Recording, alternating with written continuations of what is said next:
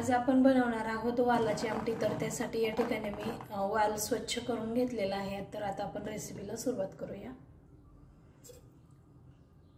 Cooker मध्ये 1.5 चमचा तेल घालायचं आहे।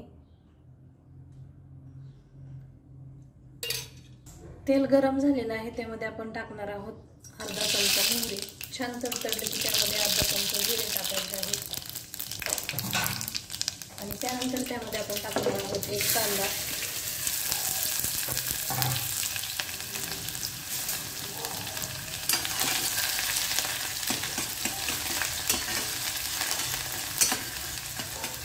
कांदा आपल्याला हलकासा परतून घ्यायचा आहे, जास्त काळा देखील करायचा नाही।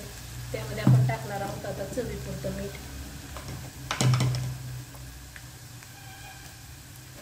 1 चमचा आलं लसणाची पेस्ट टाकायची आहे।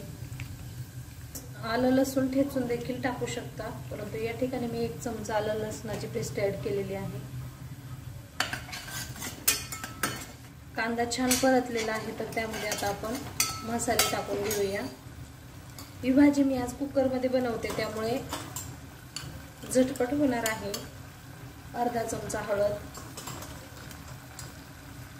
चवीनुसार आपण आपल्या आवडीनुसार त्यामध्ये काळा मसाला मी ऍड केलेला आहे, थोडासा गरम मसाला आणि थोडंसं लाल तिखट।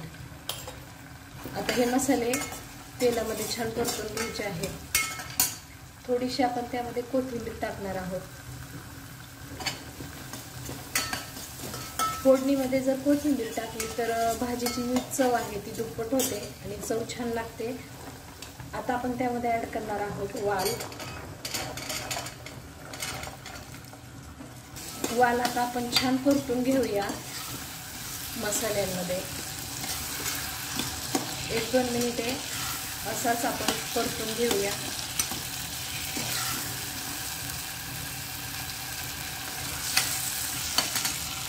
वाल छान परतून झालेला आहे, त्यामध्ये आता आपण उरलेली जी कोथिंबीर होती ती टाकून घेऊया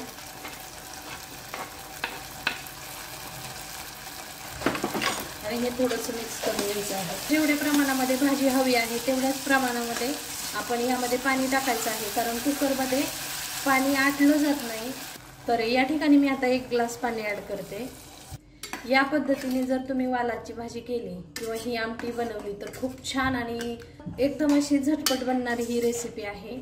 या अगोदर फोडणीमध्ये मीठ टाकलं होतं, थोडंसं मिक्स करून घ्यायचं आहे। लो टू मिडियम हीट वरती आपण याच्या 3 ते 4 शिट्ट्या याला करून घेऊया, त्यानंतर भेटूया।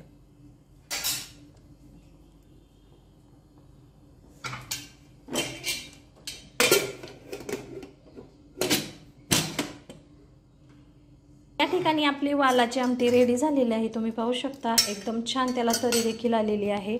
या पद्धतीने तुम्ही देखील ही आमटी बनवून पहा, तुम्हाला नक्कीच आवडेल। जर तुम्हाला ही रेसिपी आवडली तर व्हिडिओला लाईक, शेअर आणि चॅनलला सबस्क्राईब जरूर करा।